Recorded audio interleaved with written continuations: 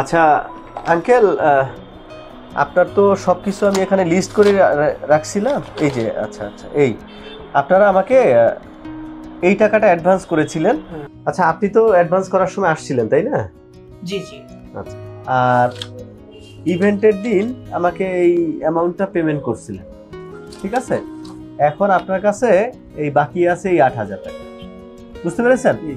এই শিহাব, ওনাদের ডকুমেন্টসগুলো নিয়ে আসো স্যারদের। আচ্ছা আঙ্কেল, এই ফাইলগুলো তো দেখেছেন? হ্যাঁ দেখেছি। কাজগুলো মাশাআল্লাহ আমার কাছে ভালো লেগেছে। আর আপনার মেয়ে এবং জামাই মাশাআল্লাহ অনেক সুন্দর, দুজনকে অনেক ভালো মানিয়েছে।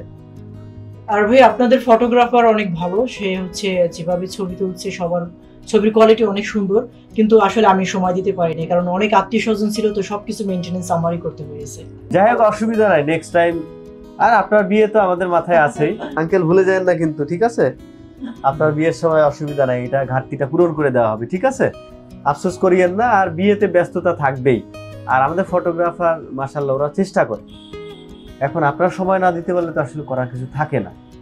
আর শুক্রবারে আমাদের ডাবল ইভেন্ট থাকায় দেখা যায় যে 5:30 পরে আপনাদের সময় দেওয়া সম্ভব হয় না, অন্য একটা জায়গায় জয়েন করতে হয়, বুঝেনি তো?